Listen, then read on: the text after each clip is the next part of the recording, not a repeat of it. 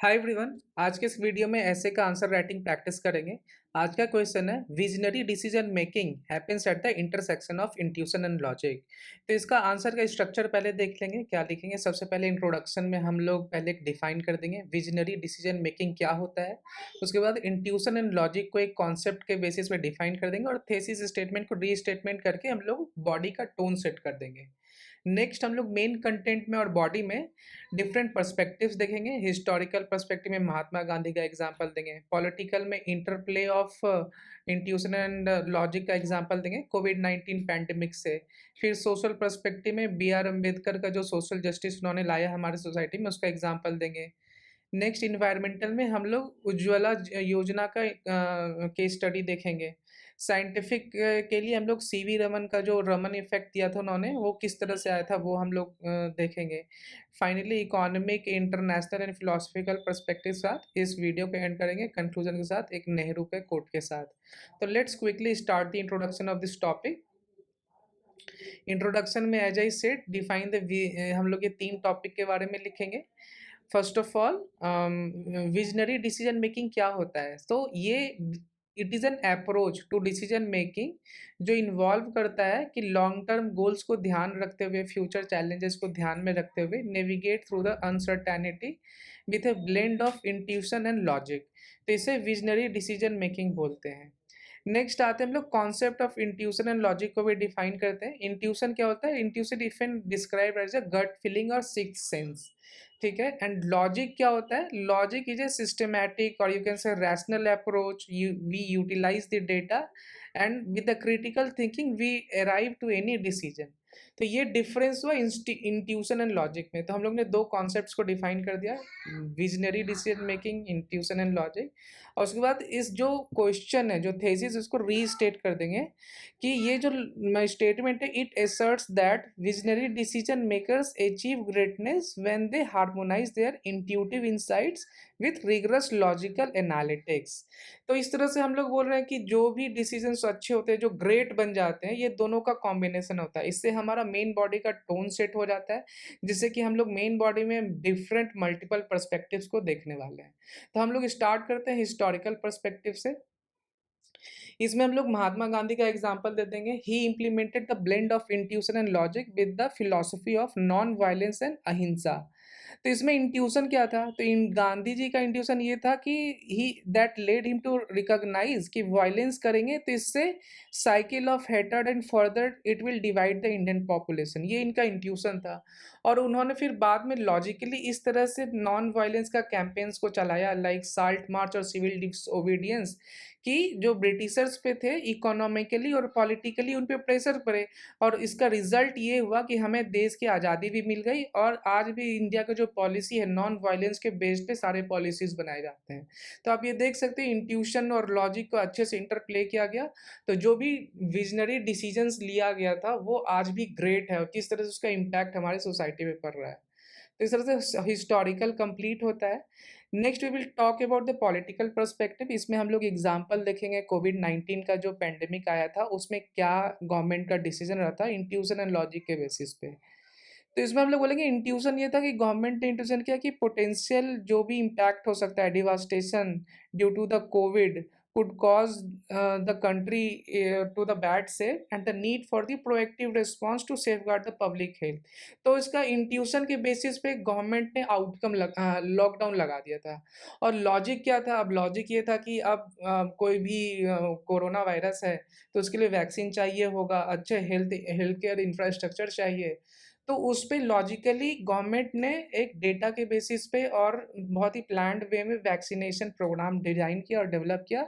इसका आउटकम ये रहा कि वर्ल्ड का लार्जेस्ट वैक्सीनेशन प्रोग्राम रहा था कोविशील्ड का। तो इसको देख सकते हो विज़न और लॉजिक और इंट्यूशन मिलता है तो कैसे डिसीजंस ग्रेट होते हैं। और आज भी देखिए अदर देश के कंपैरिजन में India is in a good position when it comes to the impact of कोविड-19। नेक्स्ट हम लोग सोसाइटल पर्सपेक्टिव के बारे में बात करेंगे, जिसमें कि बी आर अम्बेडकर का हम लोग देखेंगे कि उन्होंने जो रिजर्वेशन पॉलिसी लाया था वो क्यों, why it is a great decision and it is a based on intuition and also a logic. ठीक है? तो अम्बेडकर जी का जो लाइफ़ था, एक्सपीरियंस था, वो काफ़ी दलित कम्युनिटी से आते थे। तो उनका काफ़ी एक्सपीरियंस उसी तरह से था जिनको कि बहुत सारी चीज़ों में रोक दिया जाता था। तो उसका इंट्यूटिव अंडरस्टैंडिंग था, बहुत ही डिफरेंट था दूसरे लोगों से। तो B R Ambedkar's intuitive understanding of deep rooted caste based discrimination, ये उनका इंट्यूशन था कि जो भी डिस्क्रिमिनेशन हो रहा है आज वो कास्ट बेस्ड हो रहा है, ठीक है? And his logical approach to dismantle this system led to the foundation for his impactful decisions. तो उन्होंने लॉजिकली क्या डिसीजन लिया कि रिजर्वेशन होना चाहिए, अनटचेबिलिटी को हटा दो। तो इस तरह से आप देख सकते हो सोसाइटल पर्सपेक्टिव में कितना बड़ा रोल प्ले कर रहा है आज भी बी आर अम्बेडकर का, उन्होंने इंट्यूशन के बेस्ड में जो डिसीजन लिया और लॉजिकली जो उन्होंने नेक्स्ट आउटकम किया। नेक्स्ट है एनवायरमेंटल पर्सपेक्टिव में उज्ज्वला योजना का एग्जाम्पल देखेंगे कि किस तरह से ये हमें हेल्प कर रहा है। इसमें इंट्यूटिव एंड लॉजिकल अप्रोच ये रहा था कि ये जो योजना है, उज्ज्वला योजना 2016 में लॉन्च हुआ था to provide the clean cooking fuel, ठीक है? तो intuitive aspect of this decision recognise the health hazards associated with the traditional biomass cooking methods. अब जैसे बायोमास यूज होता तो घर के अंदर में ही पॉल्यूशन होता था, काफ़ी लकड़ियाँ जलाई जाती थी, डिफॉरेस्टेशन होता था। तो ये इंट्यूशन हुआ। इसका लॉजिकल कंपोनेंट ये हो गया was the careful planning and implementation of this scheme, ताकि ये घर घर में ये जो भी एलपीजी कनेक्शन है वो फैलाया जा सके और जो भी वल्नरेबल पॉपुलेशन है जहाँ पे ज़्यादा डेथ हो रही है इससे उनको बचाया जा सके। तो आप इसका देख सकते हो इसका आउटकम क्या हुआ। सबसे पहले तो इसका इंडोर एयर पॉल्यूशन में कमी आई। वर्ल्ड हेल्थ ऑर्गेनाइजेशन के अनुसार हर साल 1.6 मिलियन प्री मैच्योर डेथ होते थे just because of indoor air pollution. But Ujjwala योजना के कारण ये सिग्निफिकेंटली रिड्यूस हो गया।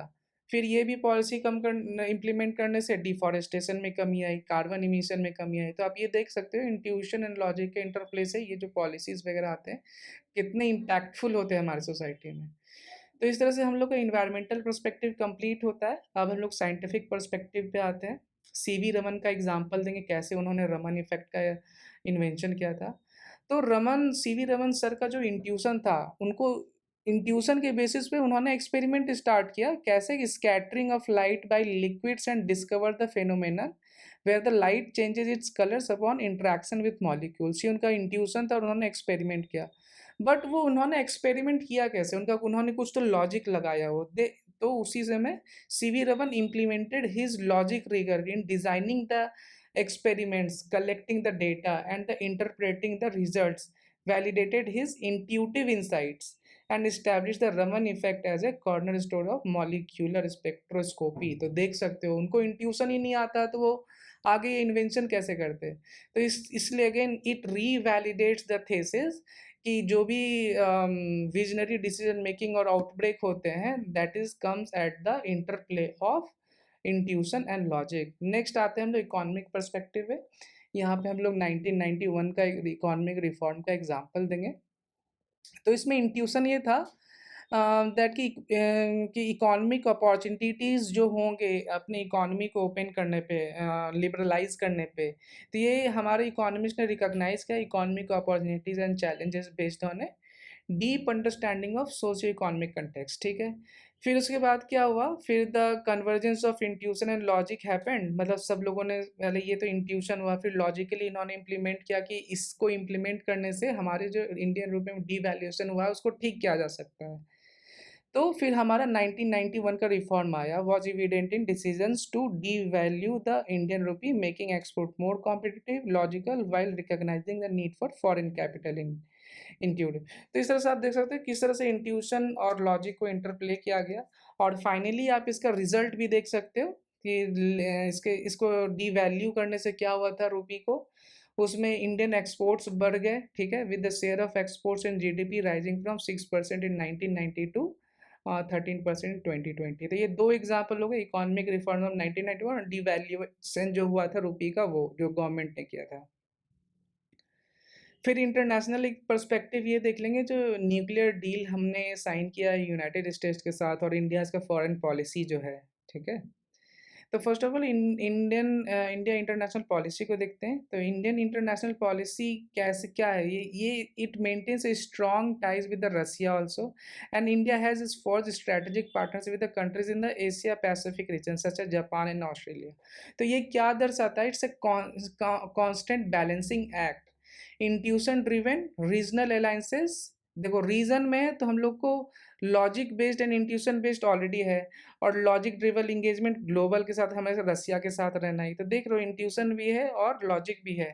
और जयशंकर का आप यहाँ पे हमारे जो जयशंकर सर हैं, इंडियन एक्सटर्नल अफेयर्स मिनिस्टर, उनका आप कोट भी डाल सकते हो, India's foreign policy is rooted in its history and saved by the vision for the future.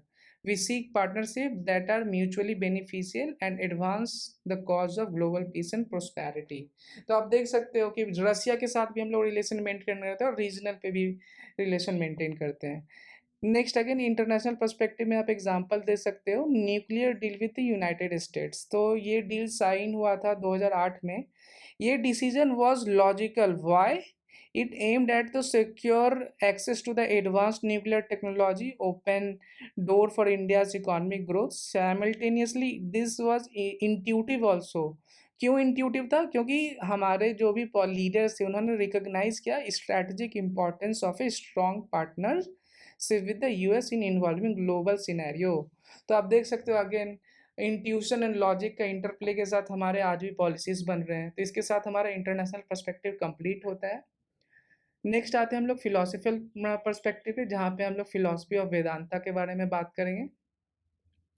In Indian philosophy, intuition and logic have been central to the understanding human consciousness and decision making। ठीक है, तो ancient Indian philosophy system Vedanta जो है वो acknowledge करता है intuition, या जिसको बोलता है प्राजना, एंड लॉजिक, युक्ति आदि two facets of the same cognitive process. तो देख रहे हो अब जो इंडिया का जो फिलोसफी है वेदांता काफ़ी पुराना, वो भी ये मानती है डिसीजन मेकिंग जो है वो दो पार्ट है, एक ही एक इसके ये एक सिक्के के दो पहलू हैं।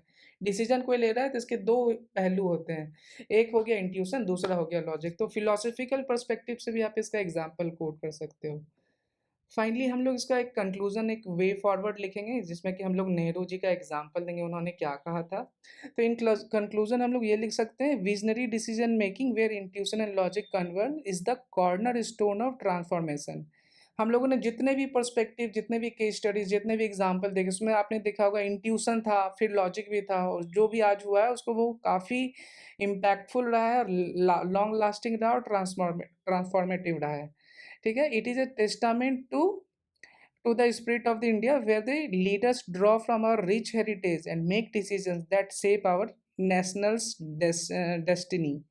ठीक है, उसके बाद फिर लास्ट में जवाहरलाल नेहरू का हम लोग एक कोट करेंगे, the ambition of the greatest man of our generation has been to wipe every tear from every आई।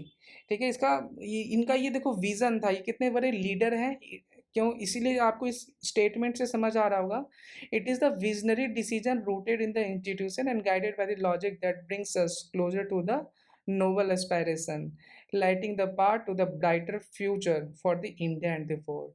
तो आप देख सकते हो कि किस तरह से इंट्यूशन तो होना ही चाहिए। उसके बाद इंट्यूशन है जैसे नेहरू जी का, कि हर एक व्यक्ति के आँख से सभी आंसू को पोंछ देने चाहिए, ये इनका इंट्यूशन है, लेकिन इसको सॉल्व करना है किसी लॉजिक के बेसिस पे, तो ही एक विजनरी डिसीजन मेकिंग या फिर ब्रेक थ्रू होता है सोसाइटी में। तो इस तरह से हम लोग कंक्लूड करके इस ऐसे को कंप्लीट करेंगे। अगर आपको ये वीडियो पसंद आया हो तो do like, comment and share. Thank you.